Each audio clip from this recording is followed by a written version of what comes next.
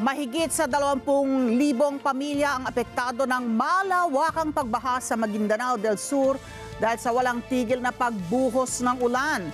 Sa pinakahuling ulat ng provincial government, nagmistulang dagat ang mga lugar sa bayan ng Ampatuan kung saan pinasok ng baha ang mga bahay, paaralan at maging ang mga barangay hall. 16 na barangay rin sa Dato Piang ang nalubog sa baha habang pahirapan ang transportasyon sa Dato Abdullah Sangki dahil sa mga nasirang kalsada at tulay. Bukod pa rito sa ekta-ektaryang taniman ng palay na nalubog sa baha. Nitong Miyerkules, inumpisahan na ng DSWD at Provincial Government ng Maguindanao del Sur ang pamamahagi ng food packs sa mga residente ng Barangay Leong sa bayan ng Dato Piang. Maraming salamat sa inyo pong pagsubaybay sa Mata ng Agila Primetime. Para malaman ang matatag, matapang at matapat na mga balita, i-follow lamang at mag-subscribe sa @Net25 TV.